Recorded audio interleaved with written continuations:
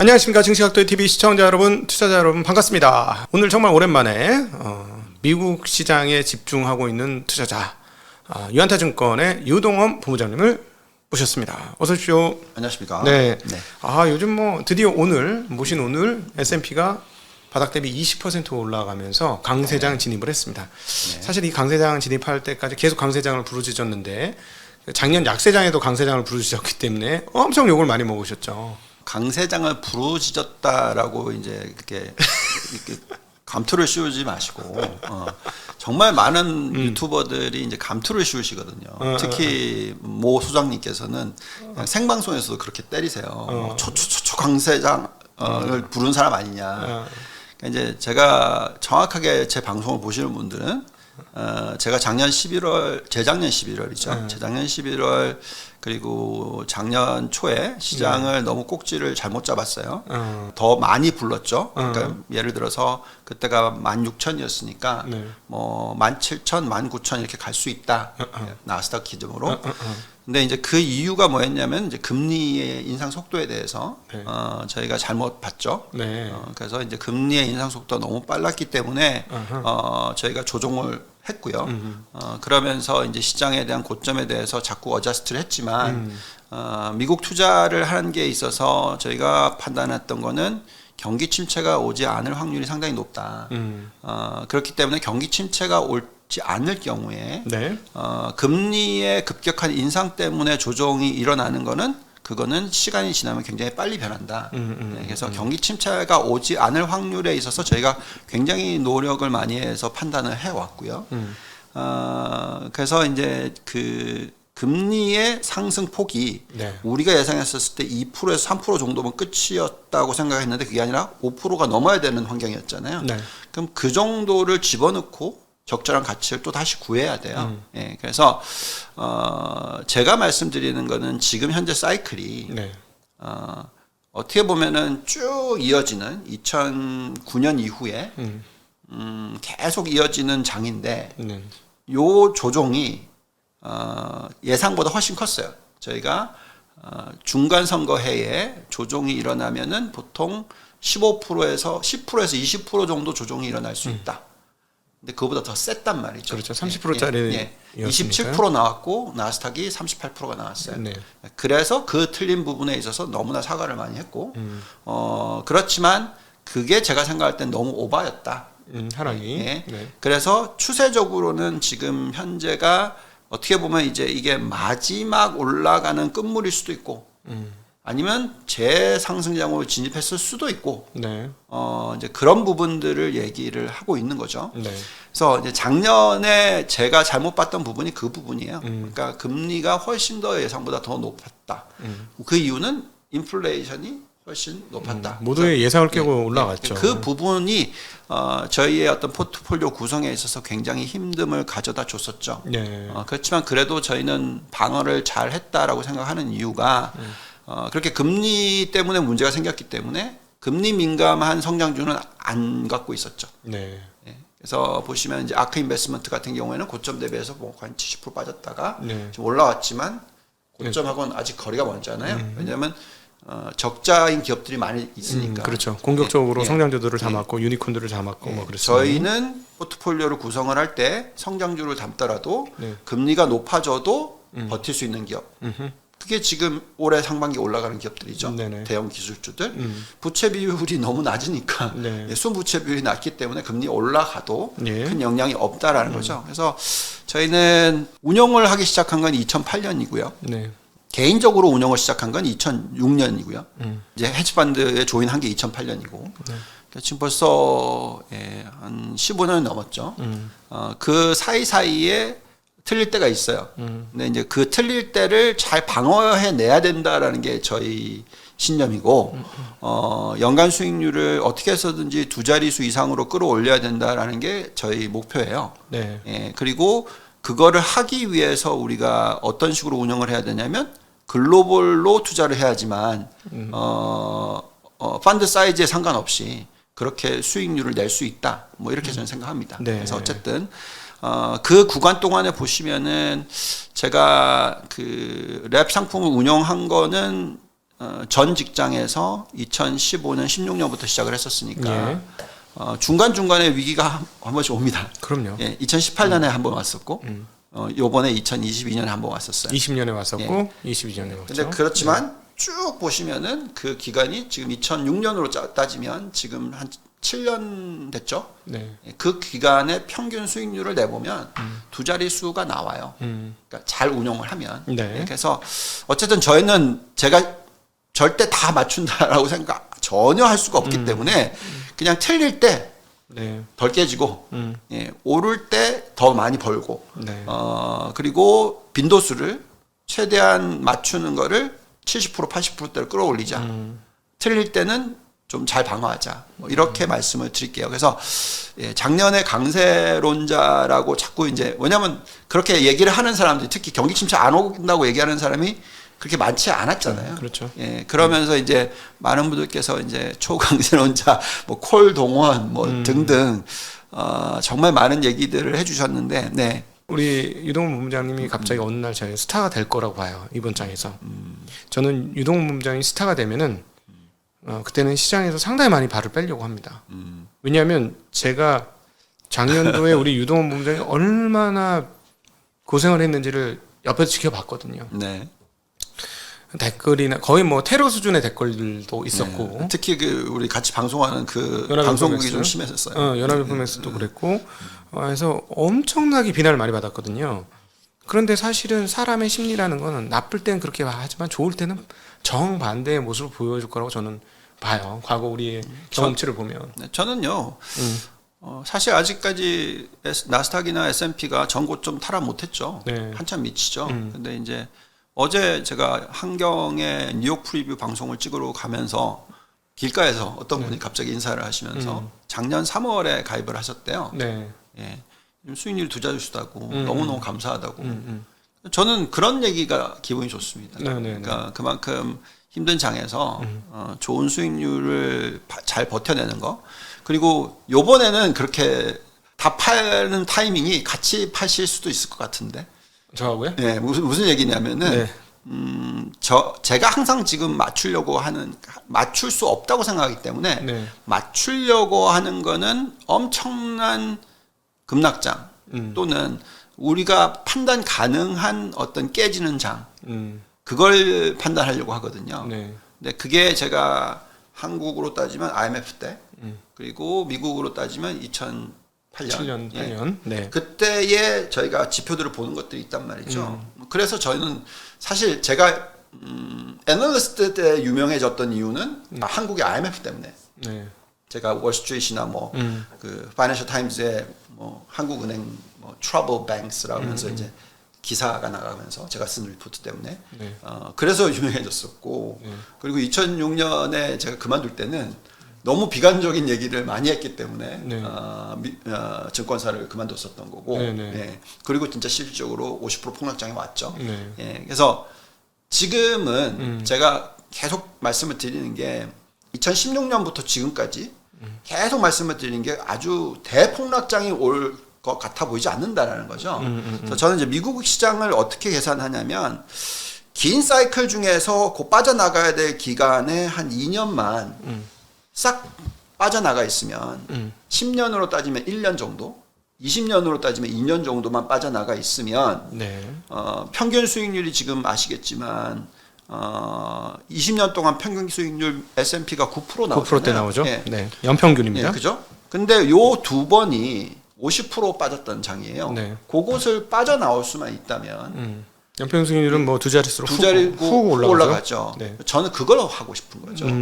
그래서 이번에 하락장이 올 때 계속 지표를 보면서 제가 경기 침체가 안 온다고 얘기를 했잖아요. 근데 만약에 진짜 제가 지표를 봤었을 때 경기 침체가 앞으로 3개월 내지 6개월 안에 올 것 같다. 그러면 제 톤이 완전히 바뀔 겁니다. 조금 지켜보십시오. 근데 지금은 여전히 아닐 거라고 생각하지만 그때가 되면은 얼마나 지수가 올라갔을지는 정답은 없지만 저희가 굉장히 공격적으로 또 비관론을 얘기를 할 수도 있어요. 근데 사실은 그 우리 본부장님 그동안에 얘기했던 거를 제가 이제 기억하고 있는 부분 중에 하나가 2006년도에 그 앞으로 큰 위기가 또는 약세장이 온다라고 주장했던 게 본인에게는 큰 상처 아니었습니까? 힘들었죠. 최고의 상처 아니에요? 힘들었죠. 제가 그걸 느꼈어요. 아, 저때 진짜 힘들었겠구나. 네. 그래서 최근에 하는 말이 급하게 나오면 안 된다는 얘기를 몇 번 하셨던 거를 제가 기억을 합니다. 네. 네. 그리고 사실은 1년이 지났잖아요. 네. 그죠? 1년 반 정도 됐나요? 그죠? 1년 반 정도 지나고 네, 이제 네. 본격적으로 이상한 흐름이 온 거죠. 네, 그렇죠. 그러니까 1년 반 동안에 제가 말씀드렸지만 그걸 잘 참아내셨으면 다 복귀가 됐단 말이죠. 저희 고객들은. 네. 그래서 이런 시장은 음. 대세 하락장의 어떤 큰 폭락장이 아니에요. 지금 장은 네, 네. 지금 지난번 빠진 거는 네. 진짜 대세 하락장은 1년이 아니고 2년, 길면 3년 가고요. 네. 그러면서 고점 대비 S&P 500이 50% 빠집니다. 그게 진짜 올 때가 있어요. 네. 예, 그게 뭐 없었다고 할 수가 없죠. 근데 이게 판단하기 되게 어려운 게 제일 문제가 그거예요. 2006년에 약세장을 예상해서 2008년도에 약세장이 왔고 그건 정말 1929년 이후 최대 약세장이고 위기였다라고 할 정도의 정말 대단한 약세장이 왔는데 네. 그 기간이 사실은 되게 고통스러운 기간으로 기억하시고 계실 것이다. 그렇죠. 제가 직장도 잃었죠. 그러면서 왜냐하면 이제 제 개인 투자를 했고, 그러고 이제 2008년에 헤지펀드를 런칭을 했는데 위기 오기 전이었으니까. 그렇지만 저희가 돈을 벌었어요. 그 예측을 했기 때문에. 네. 2008년도에 저희가 플러스 4.6%로 끝냈거든요. 네. 그때 그 헤지펀드 평균 수익률이 마이너스 22.6인가 그랬었습니다. 네, 네. 예, 그러니까 저희가 잘했죠. 그럼에도 근데, 불구하고 네. 왜 이게 상처로 남냐면 전 딴 느낌이 와요. 왜 그럴지. 왜냐하면 2007년 장이 역대 가장 급박하게 오르는 장이었거든. 네. 그러니까 저는 지금도 요즘 저도 이제 방송에서 하는 얘기가 여러분 아직 개인이 들어오는 강세장이 시작이 안 됐어요. 안 됐어요. 우리 업자들 입장에서는 지금 강세장이 시작이 됐는데 그래서 제가 강세장이라고 계속 얘기하는 거고 뭐 3,100포인트 간다고 얘기하는데 사람들이 좀 믿지 않아요. 3,000 넘는다? 믿지 않아요. 아무도 믿지 않아요. 그런 얘기를 하지 않아요. 근데 분위기 보니까 될 것 같은데 보세요. 2,900 넘어가서 3,100 오는 거는 며칠 만에 이루어질 수도 있어요. 정말로. 그 원래 막판 상승이 가장 무섭습니다. 막판 상승이 불기둥이 솟는데 이게 뭐야? 이게 가능한 얘기야? 이런 식의 불기둥이 솟아요. 그런데 그 기간에 먹는 수익이 이전 2, 3년 동안 수익 낸 거를 두세 달 동안에도 낼 수 있어요. 그게 가장 최근 예가 2020년 11월 중순부터 2021년 1월까지 얘기거든요. 네. 그때 네. 그 전에 딱 두세 달 먼저 들어온 계좌하고 그러니까 2020년 10월에 들어온 계좌하고 2021년 2월에 들어온 계좌의 수익률은 하늘과 땅 차이예요. 그러니까 그런 게 진짜 안타까운 거죠. 뭐 예를 들면은 저도 운영을 하는 사람 입장에서 저는 고객의 수익률이 가장 중요한 사람이거든요. 네. 그분들은 저를 믿고 투자를 하시는 분들인데 지난 두 달이 수익률이 제가 운영하는 중에서 특히 5월 달에 수익이 굉장히 많이 들어왔어요. 네. 근데 워낙 많은 분들이 5월 달에 셀린 메이 얘기가 많이 나왔었고 또 그때만 하더라도 또 은행 파산 얘기 많이 나왔었고 그렇죠. 그래서 이제 뱅크런이 자꾸, 있었으니까. 자꾸 막 머릿속에는 IMF 때 막 걱정되시고 뭐 이런 경우들이 많다 보니까 제가 볼 때는 주식을 많이 파셨어요. 예, 대한민국 국민들이. 네. 그게 한국 주식도 그렇고 미국 주식도 그렇고. 그렇죠. 삼성전자도 외국인 손으로 많이 넘어갔죠. 그 고점에서 샀던 삼성전자를 그러니까 네. 그게 안타깝다는 겁니다. 저는. 그러니까 이 타이밍에서 그렇기 때문에 근데 꼭지가 아닌 거죠. 그렇죠. 예. 그래서 꼭지가 아닙니다. 그래서 개인들이 다시 참- 돌아올 거예요. 참 네. 안타까운 거예요. 이런 얘기를 듣고 있으면 제가 좀 가슴이 너무 아파요. 왜냐하면 저를 믿고 꾸준히 가지고 계셨던 분들은 수익이 심지어 이런 분도 있어요. 한 두 달 전에 자기 가진 금액에 더블로 투자를 하신 분도 있어요. 네. 그분들은 엄청나게 수익이 났죠. 근데 오히려 벌어준 돈 다 빼고 네. 예, 채권 사신 분들이 있어요. 예, 진짜 그러면 그렇죠. 참 안타깝죠. 사실 저 우리 입장에서 보면 운용자들 입장에서 채권 쪽으로 자금이 많이 빨려 들어갔고 현금 보유 비중이 늘었다는 건 약세 마인드의 표징이거든요. 그렇죠. 그러면 결국 뭐냐면 사람들이 시장을 안 좋게 볼 때 진짜 잘 안 나빠지는 장은 별로 안 와요. 없죠. 없지 아니에요. 별로 진짜 없죠. 위험한 거는 현금 1도 없고 모두 불을 외치고 네. 다 간다 가자 할 때가 세상 무서울 때거든요. 그렇죠. 나도 마비되고 너도 마비된 다 도취된 상황들 이게 진짜 무서운데 그런 측면에서 저는 고객들이 시장을 판단하는 걸 진짜 21년도에 22년도에 정말 많이 봤잖아요. 네. 저는 끝없이 시장을 제발 좀 예측하지 말아 하는데 많은 사람들이 시장을 예측합니다. 왜 그럴까요? 정말 많은 펀드 매니저들을 제가 만났잖아요. 그리고 또 제가 펀드 오브 펀드도 봤었기 때문에 정말 많은 전략을 봤잖아요. 그러면서 저는 꾸준히 제가 하는 방법을 좀 더 낫게 만들려고 노력을 하는 거죠. 그렇지만 정답은 없어요. 네. 본인만의 어떤 그 정답이 있는 거죠. 그래서 시장의 꼭지를 만들려고, 그러니까 뭐 정확하게 판단하려고 말고, 네. 저는 이제 제가 투자 전략가이기 때문에 이제 지수에 대한 얘기를 할 수밖에 없는 위치가 항상 있었어요. 네. 그리고 또 운영을 하는 입장에서도 그런 얘기를 합니다만, 모델링을 돌리고 저희가 할 때는 사실은 그게 이제 탑다운과 바텀업을 같이 한단 말이죠. 그렇죠. 그래서 계속 제가 작년 내내 이 지수가 흔들릴 때는 그래도 제가 생각할 때는 이게 대세 하락장이 아니라고 저는 생각했었기 때문에 계속, 왜냐하면 경기 침체, 그러니까 대세 하락장이라는 건 경기 침체가 안 왔을 때 빠지는 장이라고 생각했기 때문에 경기 침체가 세게 오면은 그건 진짜 대세 하락장 몇 년 가는 하락장. 네. 대세 하락이 이제 약간 좀 네. 개념이 다르신데 네. 반토막 나야 대세 하락이라고 말씀하시네 보니까. 아니, 그렇게 개념이 아니라 이렇게 말씀드릴게요. 그러니까 경기 침체가 오면 침체를 예, 동반한 동반한 주가 하락장입니다. 그게 한국도 그렇고요. 어떤 나라도 간에 경기 침체와 동반됐었을 때 최소 25% 빠지고요. 평균적으로는 훨씬 더 빠지죠. 33% 이상 더 빠집니다. 그래서 저희는 이제 계속 그걸 체크업을 했던 거죠. 금리가 이 정도 올라갔을 때 경기 침체가 올 건가 안 올 건가. 근데 어쨌든 일이 좀 사이드로 좀 빠져나갔는데, 제가 말씀드리는 거는 그러니까 이런 시장에서 투자를 할 때는 계속 작년에 종목 선별을 잘 하시면 된다. 네. 위험 요소들을 빼고 네. 좋은 종목을 투자를 해 놓으시면 지금 수익이 나는 거죠. 그래서 제가 올해 연초에 굉장히 세게 말씀을 드렸잖아요. 막 어떤 리포트들이 막 나왔는데 미국의 마가가 뭐 주가로 봤었을 때는 뭐 이렇게 차트 그려놓고 닥한 버블 꼭지 뭐 이제 여기 왔으니까 여기까지 가야 된다. 그러면서 뭐 P 멀티플이 30배가 넘는데 평균적으로 지금 S&P P 멀티플이 16배다. 뭐 2배니까 빠져야 된다. 팔아야 된다. 대형 기술주 팔아야 된다. 그러니까 이런 논리를 펴는 거에 대해서 네. 그거는 진짜 정말로 대세 하락장이 왔었을 때, 그러니까 저는 이제 그런 개념으로 제가 투자 전략을 세울 때 그렇게 합니다. 네. 그러니까 무슨 얘기냐면 그거는 패닉이에요. 그러니까 대세 하락장과 플러스 경기 침체는 패닉입니다. 그래서 네. 어떤 현상이 일어나냐면 그냥 좋은 주식부터 더 때려요. 푹 더 빠지는 거죠. 네. 그래서 아무튼 지금은 그걸 되돌리고 있는 게 대형 기술주고, 네. 지금 주가 흐름을 보시면 미국이 많이 오른 것 같아 보이지 않아요. 왜냐하면 연초 대비해서 지금까지 6월 1일까지의 데이터입니다. 7개 대표 성장 기술주들이 올라간 폭이 50%예요. 네. 평균. 예, 평균. 그리고 그 종목 제외하면 S&P 500은 네. 하나도 안 올랐다. 네. 그래서 그거 이제 대표적인 게 이제 러셀 2000 지수가 연초 대비 오른 게 별로 없다가 최근 한 달에 올라온 거, 다 오른 게 다잖아요. 그렇죠. 네.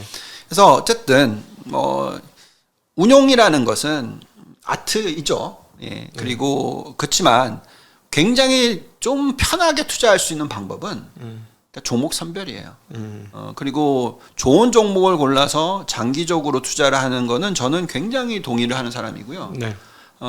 제가 뭐 옛날에 제 개인 투자할 때, 전업 투자할 때 옵션 트레이딩도 해봤고, 뭐 한 달에 몇 천만 원씩 왔다 갔다 하고, 뭐 많이 벌 때는 뭐 몇 억도 벌고, 뭐 그걸 해봤던 사람이고, 네. 근데 이 30년의 경력으로서 제가 드릴 수 있는 말씀은, 네. 제가 왜 워런 버핏을 존경하지, 조지 소로스를 존경하지 않느냐. 워런 버핏이 하는 스타일이 보다 많은 사람들이 더 따라갈 수 있는 스타일이라는 거예요. 따라가기 쉽죠. 예. 네. 그게 좋은 방법이죠. 모멘텀 투자와 샀다 팔았다를 하고 소로스 같이 트레이딩을 하는 사람을 쫓아가기에는 자기만의 비법이 있어야 되는 거죠. 그렇죠. 예. 남 얘기 듣다가는 네. 그냥 계좌가 다 녹아내린단 말이죠. 그래서 저는 제가 가지고 있는 소명은 대한민국 국민들한테 네.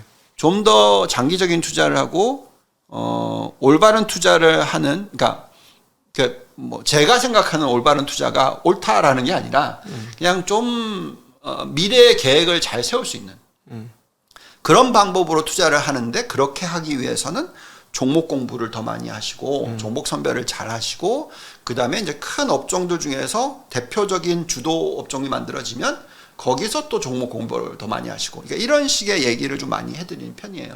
예, 그래서 정답은 없습니다만 네. 주식 투자를 미국 같은 경우에는 어쨌든 뭐 대세잖아요. 네. 미국의 평균 수익률은 아까도 말씀하셨지만 평균 연간 9% 나오는데, 네. 우리나라는 지난 20년 동안에 연간 평균 1.5% 나왔거든요. 네. 예, 그래서 그 차이입니다. 그래서 저는 미국 투자를 하시는 방법은 좀 더 우리가 옛날에, 제가 뭐 70년생이니까 70년대 80년대는 다 적금, 뭐 한 달에 20만 원 30만 원 뭐 이런 식으로 적금해서 이자가 8% 12%이 사이니까, 네. 그렇게 했으면은 돈 많이 벌고 훨씬 투자라기보다도 재산을 모으기, 재산 증식이 편했잖아요. 근데 미국 주식을 그렇게 하시라는 거죠.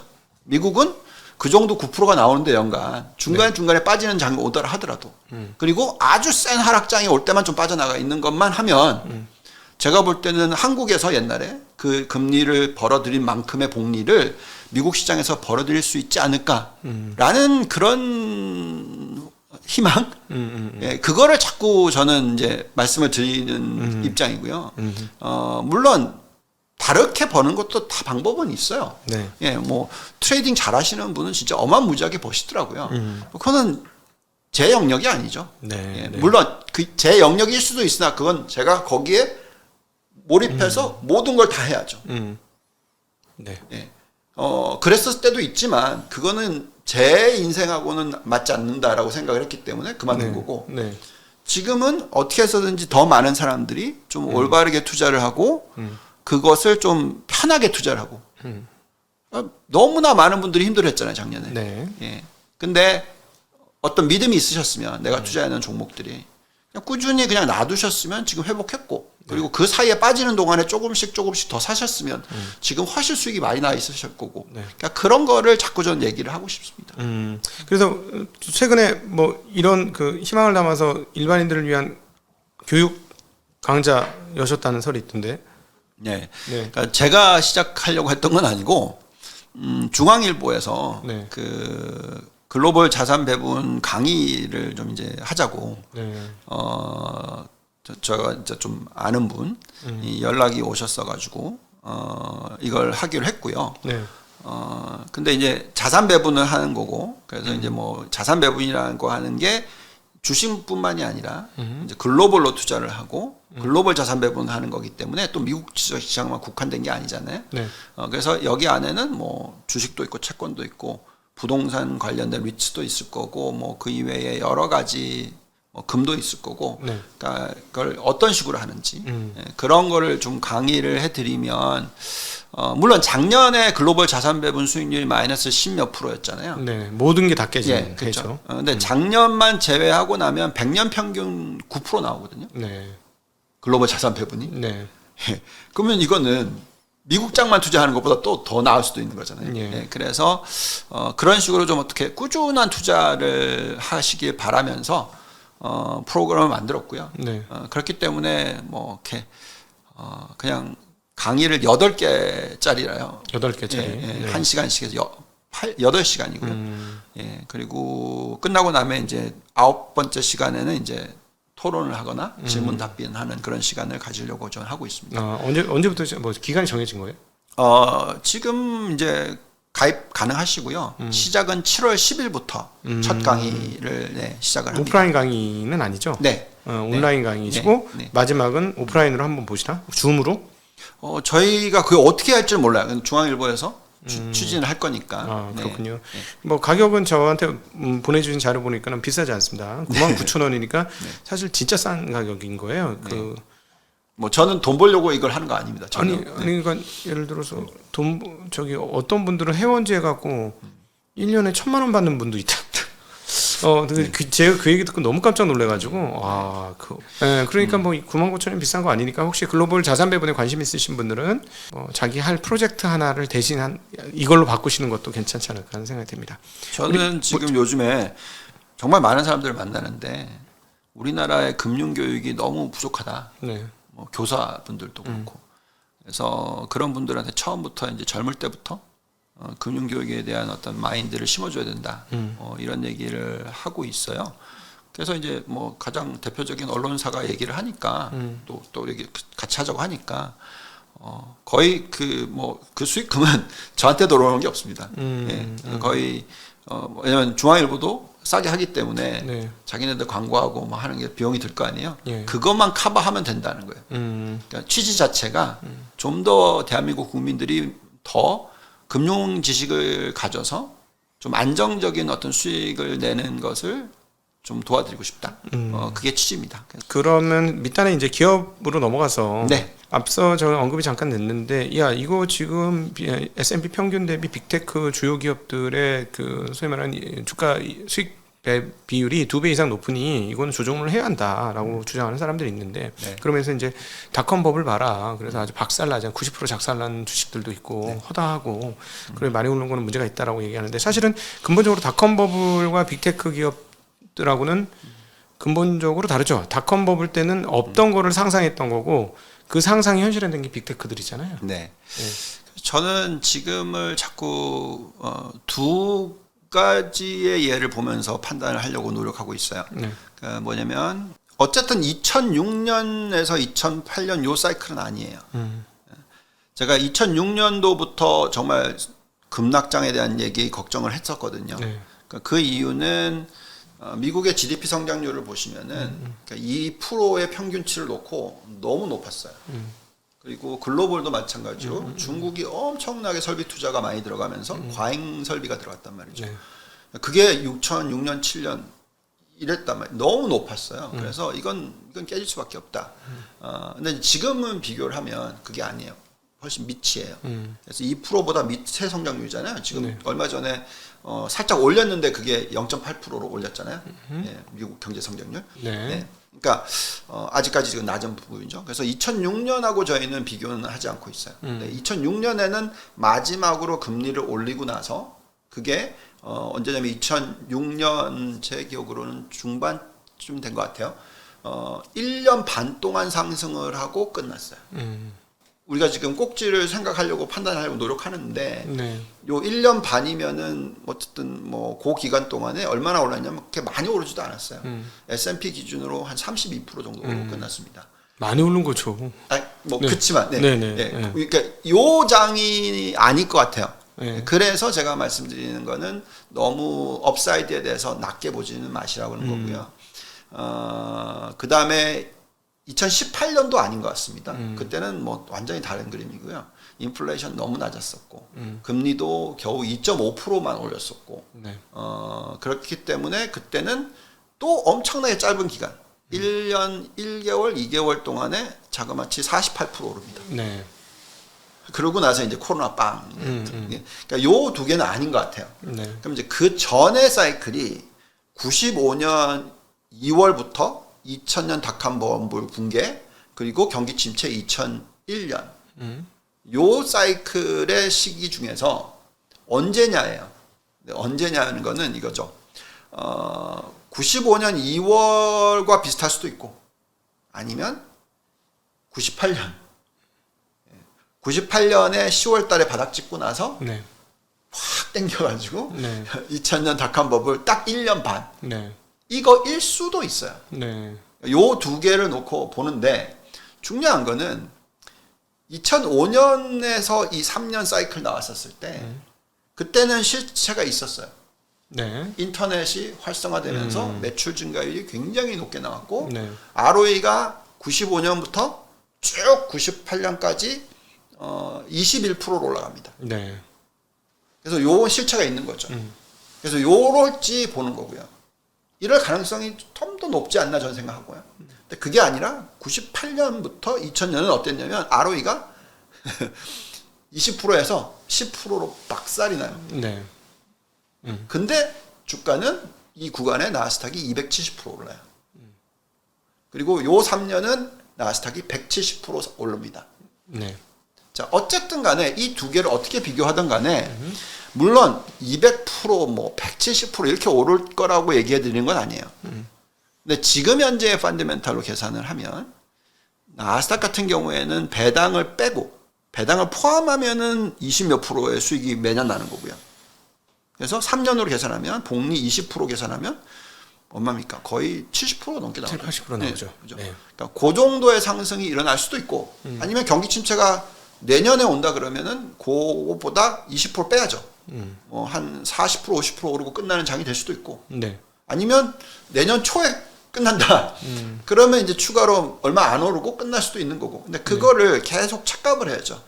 근데 그 착각을 하는 요소들은 결국 진짜 기업들이 이익을 내느냐, 예. 매출 증가가 일어나느냐, 그래서 주가를 상승시킬 수 있는 힘이 있느냐, 그리고 어느 정도 금리를 집어넣고 저희가 판단해야 되느냐, 뭐 이런 거겠죠. 그래서 저는 어쨌든 지금 현재 시점에서는 이런 대형 기술주들이 아직까지 갈 길이 멀다. 네.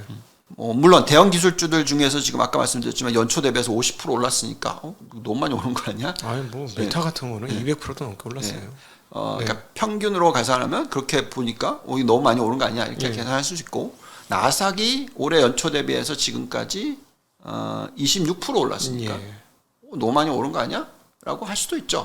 근데 또 말씀을 드립니다만 저는 지금 어떻게 계속 얘기하고 있냐면 S&P가 10% 정도 오르면 네. 나스닥은 이거의 2배. 그래서 20% 정도. 그러면 이제 종목을 잘 고르면 이거의 또 2배.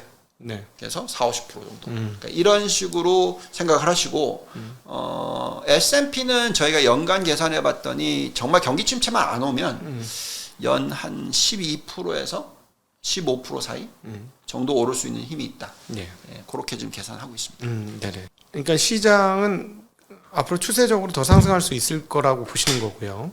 사실은 그것을 이끄는 게 지금까지 빅테크였는데 앞으로도 빅테크일 것이냐 아니면 중소형주들이 최근처럼 좀 따라붙으면서 갈 것이냐 이런 고민들이 좀 있어요. 네. 근데 빅테크들이 사실은 영업이익률을 감안해 보면 ROE는 조금 저는 미국의 ROE는 표면적으로 그대로 보면 안 된다는 생각이고 조작이니까 자본을 자꾸 태우니까 이건 조작이고 근데 영업이익률은 저는 뭐 매출 대비 영업이익률이니까 오히려 그게 더 중요하다라는 느낌이 들어요. 그래서 근데 영업이익률이나 이런 걸 보면 예를 들어 10% 영업이익이 나는데 PER이 14배야.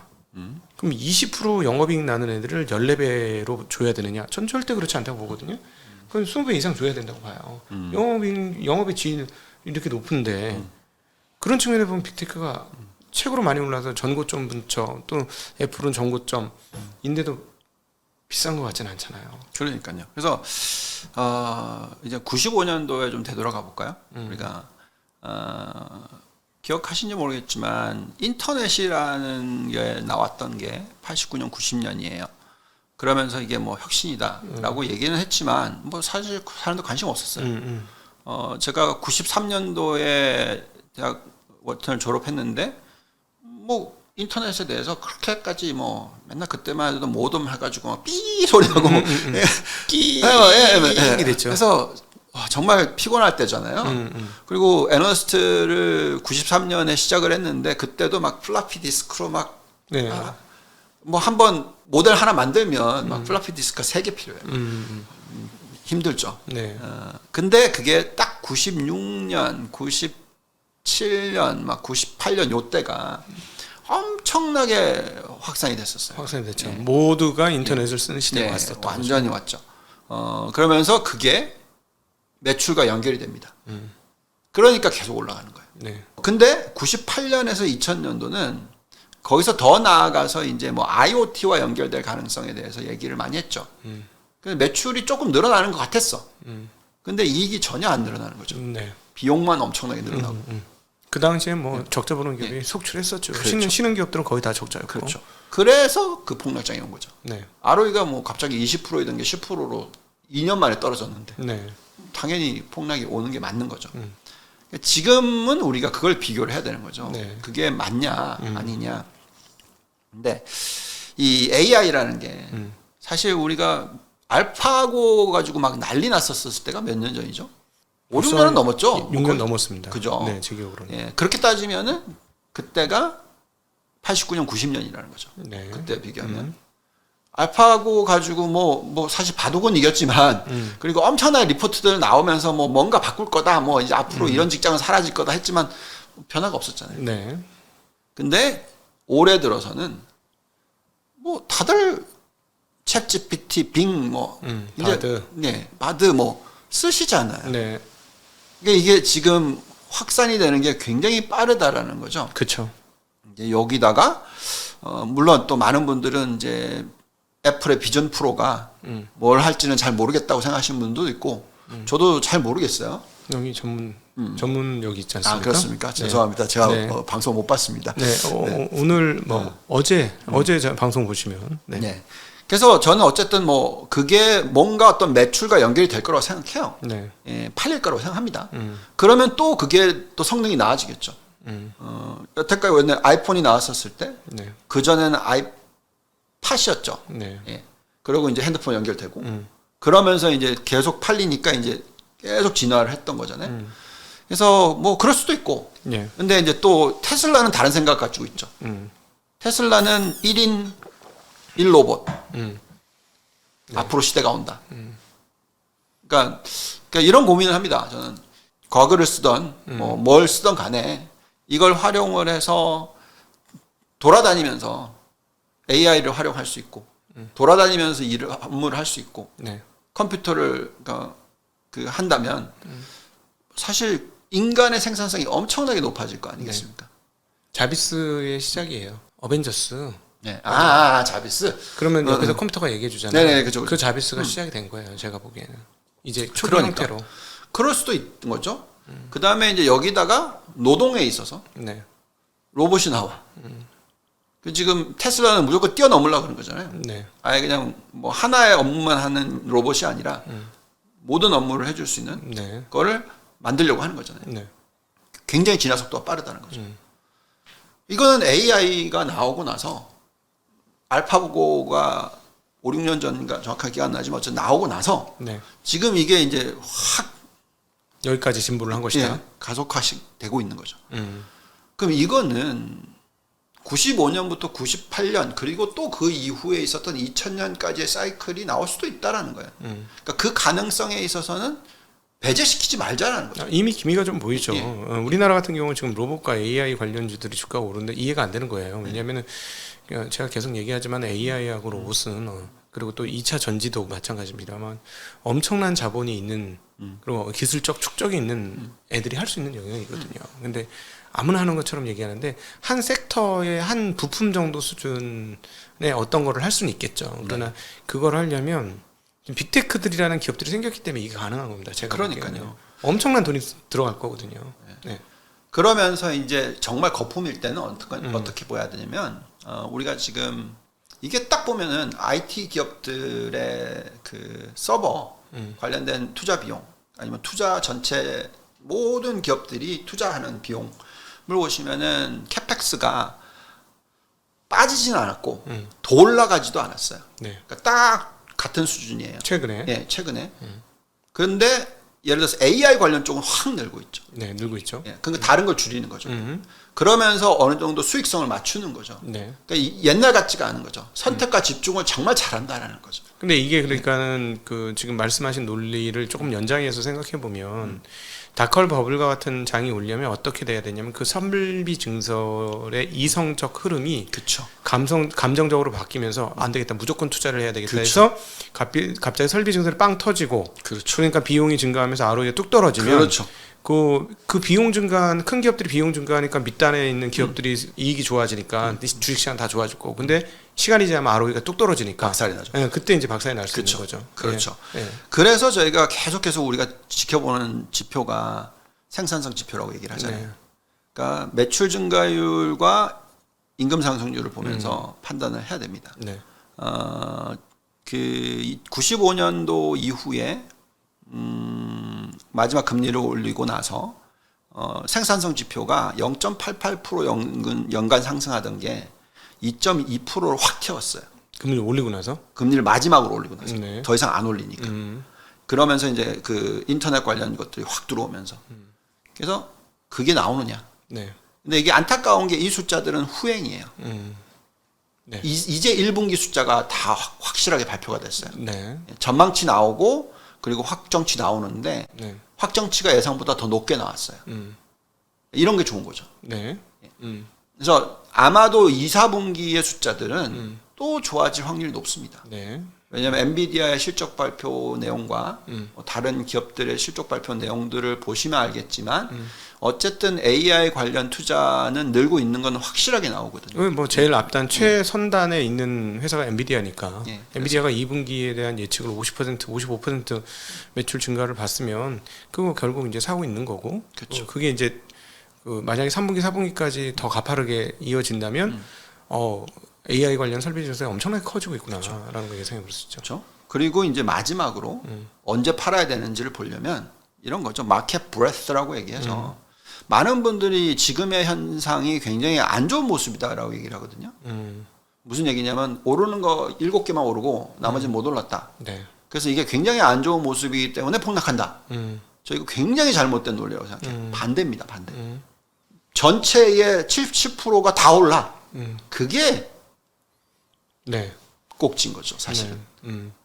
너도 나도 할 거 없이. 그치. 너도 나도 할 거 없이가 이게 너도 나도 막 난리가 난 거죠. 잘하는 회사 못하는 회사 상관없이 다 오르는 자. 그래서 최근에 나타난 중소형주가 올라가는 모습이 나왔던 게 지난 금요일부터 올해 수요일까지는 그랬어요. 네. 조금 찝찝했어요, 제가. 근데 또 다시 이제 빅테크가 또 올라가더라고요. 역시 이거는 아직은 이제 이 단계가 네. 끝이 아니고 시작 앞부분 정도다. 그러니까 아예 뭐 중소형주 7% 정도 오른 거 가지고 뭘 그러세요? 네. 왜냐면은 그 훼손된 심리가 이제 막 사실은 저는 개인적으로 버블의 어떤 선행적 그 토양은 뱅크런에 대한 그 두려움이 완벽하게 사라지고 뱅크런에 대한 두려움이 완전히 사라진다는 거 지역은행들이 반등을 본격적으로 하고 네. 그리고 중소형주들이 본격적으로 하면 미국 투자자들이 심리가 안정된 거라고 보거든요. 예, 그러면 이제 랠리를 한번 전반적으로 뽑겠죠. 네. 근데 아직까지는 그거 이제 막 7% 오는 거 가지고 그렇게 얘기하기 좀 어려워. 그렇죠. 그래서 저희는 계속 이제는 조심조심하면서 다 지켜보면서 판단할 거니까. 네. 네. 그래서 중소형주가 얼마나 올라가고 어디가 올라가느냐를 또 봐요. 근데 중소형주가 올랐는데 가치주들이 오르더라고요. 네. 성장주가 아니라. 그럼 이거는 끝이 아니죠. 네. 중소형주인데 성장주들이 다 땡긴다. 적자인데도. 네. 이건 이제 문제가 되는 거죠. 네, 네. 네. 그래서 저희는 여전히 지금 시장은 우리가 뭐 AI가 버블이라고 얘기할 수도 있고 뭐 여러 가지 부분들이 다 버블이라고 얘기할 수 있지만 버블이라면 네. 초기 단계다. 근데 이제 이 현재 이 금리면 네. 미국의 이제 뭐 중소형 기업들은 거의 한계적 상황들이 분명히 와 있을 것 같거든요. 그래서 많이 와 있습니다. 간단하게 말씀을 드리면 러셀 2000 기업들 네.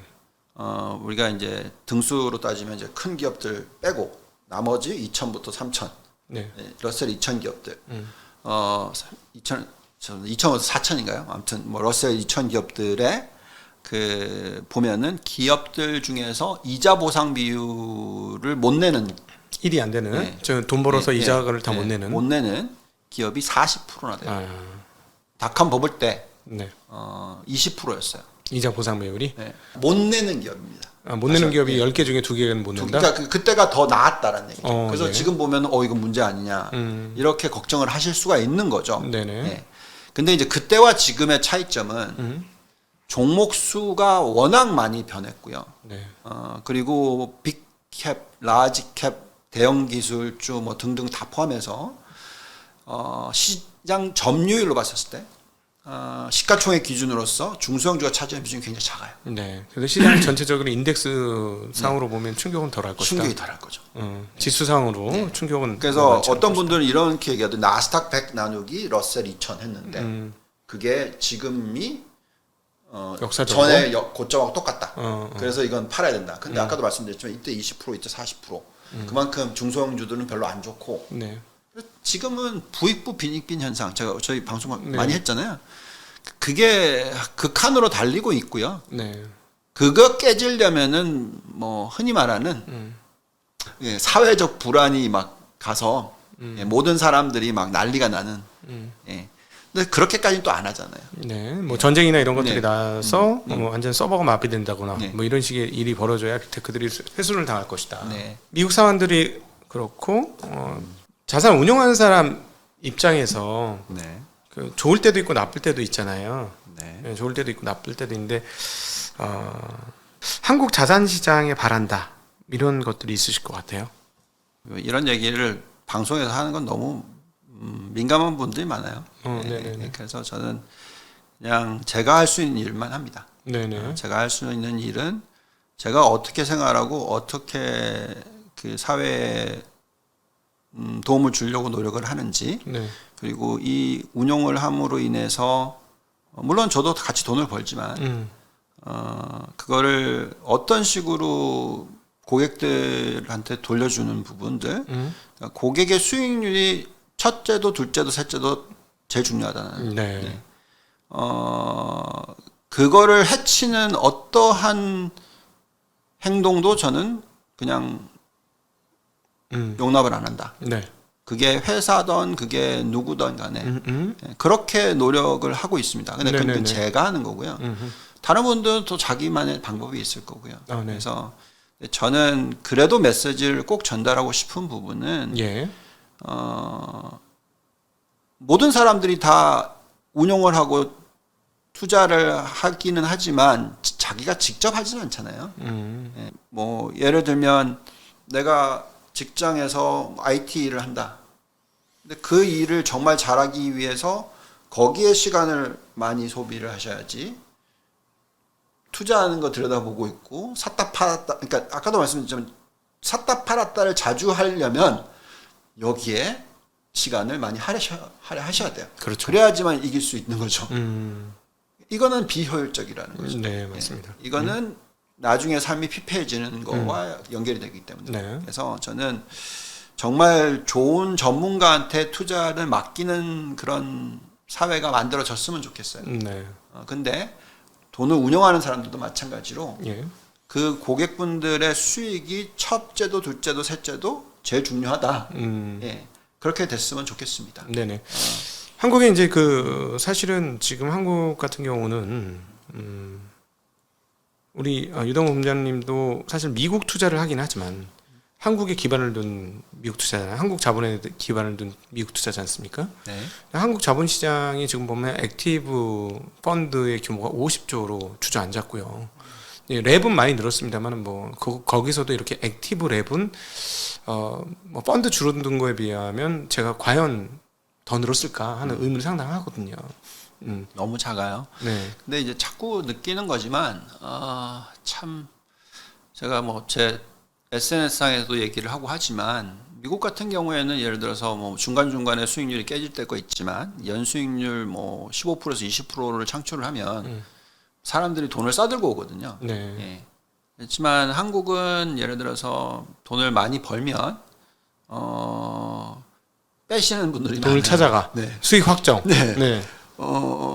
그리고 안 들어오세요 다시. 이제 여기서 단물 다 빨아먹었다. 네. 뭐 이런 식으로 그러니까 무슨 얘기냐면 금융 중에서 투자는 신뢰인데 네. 그 신뢰라는 개념이 별로 없는 것 같아요. 음. 저는 그거에 우리의 잘못이라고 생각해요. 네. 운영하는 사람들과 금융회사들의 잘못이에요, 사실. 네. 왜 돈을 못 벌어줬으니까. 네. 예. 그래서 이건 둘 다 변해야 된다고 생각합니다. 네. 그래서 힘들 때 도망가면 안 되고 네. 힘들 때 그래도 잡고 무슨 욕을 얻어먹든 간에 계속 얘기를 해드려야 되는 거고 네. 그래서 버틸 수 있게 해드려야 되는 거고 그리고 또 즐겁고 수익 잘 날 때 같이 기뻐해줘야 되는 거고 네. 그러면서 수익률 쌓이는 게 이게 나의 인생에 정말 도움이 되는구나 하는 거를 자꾸 만들어 가야 돼요. 예. 근데 지난 15년 동안에 제가 느낀 거는 거의 대부분은 그냥 네. 그런 어떤 긴 미래를 만들어 나가는 모습보다는 네. 단기적으로 어떻게든지 뭐든지 이런 게 좀 많이 만들어졌다고 생각이 들어요. 네네. 예, 제 미흡한 생각인지 모르겠으나. 네. 그래서 저는 어쨌든 다른 사람이 어떻게 하는 건 상관없고 그냥 제가 하는 일만큼은 네. 그렇게 계속 보여드릴 거라는 거죠. 네. 네.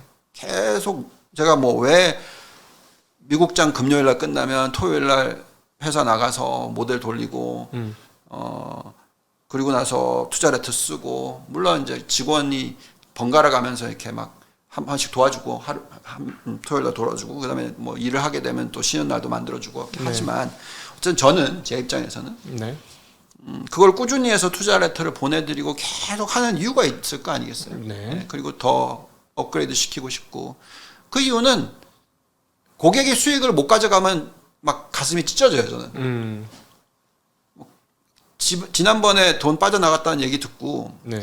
아니 왜 저걸 뺐지? 저거 좀 조금만 참으셨으면 1년만 참으셨으면 그거 다 수익률 돌아오고 플러스 될 테고 그거 다 어디 투자해서 어떻게 벌지 저는 잘 모르겠으나 그래서 이제 결국은 너무 안타까운 건 제가 신뢰를 못 쌓아드렸구나. 그래서 좀 더 조심스럽게 운영을 하려는 그런 노력은 합니다. 네. 좀 더 낮게 운영을 하려고 하는 노력은 하고 어떤 게 정확한 게 아니라 어떤 게 좀 더 나은지 사실 다 맞추면은 그거는 뭐 신의 영역인 거죠. 그렇죠. 예. 네. 근데 어떻게든지 7, 80%대의 승률로 높이려고 노력을 하고 네. 틀릴 때는 덜 깨지고 네. 예, 맞을 때는 더 많이 벌고 할 수 있는 거를 자꾸 심어 드려야죠. 네. 그래서 그거를 1년만 보여드리면 안 되고 저희 이제 3년 8개월 됐거든요. 예. 예, 제 이름 달고 랩 상품 런칭했는데 근데 안타깝게도 작년도에 네. 당연히 말씀하신 대로 데미지를 입었죠. 네. 예, 틀린 부분들이 있었으니까 수익률도 많이 빠졌었으니까 그때. 네. 그래서 그런 빠짐의 변동성을 줄이려고는 노력할 겁니다. 더. 네. 예. 지금 어쨌든 우리나라에 꼭 필요한 거는 좀 더 길게 신뢰를 서로 쌓아가는 그런 문화가 좀 됐으면 좋겠다라는 생각이 들기는 합니다. 네. 우리 이제 운용을 한다는 것이 참 어떤 측면에서 수도사가 수도하는 과정하고 좀 비슷하다는 그런 느낌 안 드세요? 그럼요. 근데 이거는 즐기는 사람이 해야 돼요. 네. 저는 이게 제 천직이라고 생각합니다. 네. 그만큼 기업 들여다보는 게 즐겁고 그리고 그 기업 잘 봐서 수익이 나는 것을 고객들한테 돌려줄 수 있는 것도 즐겁고 네. 그리고 나서 나중에 그런 저 같은 즐거워하는 사람들을 키우고 싶은 것도 네. 즐겁고 네네. 그래서 이거는 꼭 필요한 거라고 저는 생각해요. 예. 그래서 말씀하신 대로 우리 각도기 아우님께서도 네. 너무나 이 부분에 있어서 열심히 노력하신 거 알고 있고 정말 계속 공부하시고 있고 네. 그러면서 이제 고객들의 가장 좋은 리턴을 가져다 주려고 하는 거잖아요. 네네. 네. 그러니까 그 마인드만 있으면 돈이 왔다 갔다 하는 데는 쉽게 생각이 자기 중심적으로 바뀔 수가 있어요. 네, 그렇죠. 그 순간이 사건 사고가 터집니다. 음. 여태까지 나왔던 뭐 라임 사태부터 시작해서 SG 사태부터 다 보면은 뭐 어쨌든 간에 예. 그래서 저는 결국은 금융은 고객을 위한 거거든요. 네. 예, 고객의 수익률을 위한 거거든요. 그래서 그거를 하는데 가장 좋은 어떤 멘탈과 시스템이 만들어졌으면 좋겠다라는 네. 생각을 가지고 있고 이거 힘든 길 맞잖아요. 네, 네, 수도하는 길. 네. 예. 대한민국은 정말 힘듭니다. 제가 3년 8개월 해보니까 물론 그 전에도 키움에 있을 때도 플러스 하면 뭐 지금 거의 한 8년째 하고 있는데 네. 예, 한국에서 하는 거 정말 힘든 거 많습니다. 네. 그렇죠. 한국이 만만치 않습니다. 예, 참 그러나 장기적으로 누적적으로 수익을 올려준 펀드나 이런 것들이 아주 이제 소수로 있다는 게 너무 안타까운 일이고 과거에 잘했던 것들이 최근에 수익을 제대로 못 내고 있는 것도 너무 안타깝고 그래서 좀 슈퍼스타 펀드들이 좀 많이 나왔으면 좋겠어요. 펀드나 랩이나 이런 것들이 많이 나와서 내가 운용했는데 나는 10년 동안 30% 수익 났는데 쟤네는 300% 수익 났네 뭐 이런 얘기를 하면서 나 그냥 내가 하는 것보다 저게 낫겠다. 그래서 말씀하신 대로 개인 투자에 자기 업에 집중하고 자산 관리는 자산 관리 전문가한테 좀 맡겨서 서로 간에 그야말로 워라밸이 그렇죠. 이루어지는 그런 것들이 됐으면 좋겠고, 특별히 운용자분들이 도덕적 의식을 가지고 고객의 수익률에 매진하는, 그러니까요. 그래서 수익률을 만들어야지 답인 거지. 네. 그래야 안 떠나고 있는 거지. 수익률을 만들 수 있는. 그렇죠. 근데 저희도 작년에는 할 말이 없잖아요, 그죠? 저희 수익률 깨졌었으니까. 네. 그래서 지금은 이제 다 회복하시는 분들이 대부분이니까 이럴 때 좀 말씀을 드리는 거니까 또 너무 부담스럽게 받아들이지 말아주시고 네. 너무 화내지 마시고 저희가 기분이 좋은 거는요. 남아 계신 분들도 많아요. 네. 반반입니다, 반반. 네네. 예. 새로 들어오신 분 반, 빠져나가시는 분 반. 그러면서 여태까지 쭉 가시는 분들이 생기는 거잖아요. 네. 저는 이런 생각을 합니다. 그런 분들이 단 몇 명만 있어도 난 이건 계속 할 거다. 네. 예. 뭐 어차피 이걸 해서 내가 할 줄 아는 게 이건데. 네네. 그리고 이걸 함으로써 어떤 선한 영향을 미칠 수가 있다면 당연히 해야죠. 네. 예. 네. 오늘 이 시간은 유한타증권의 유동원 본부장님과 함께 현재 미국 시장에 대한 내용하고 그다음에 운용자로서의 느끼는 감정 이런 것들 이런 여러 가지 것들에 대한 이야기를 한번 나누어 보았습니다. 이 시간 긴 시간 함께해 주신 우리 증시학도 TV 시청자분들께 모두 감사 말씀드리고요. 또 자리를 빛내주신 유동훈 본부장님께도 감사의 인사를 드립니다. 인사드리겠습니다. 고맙습니다. 감사합니다.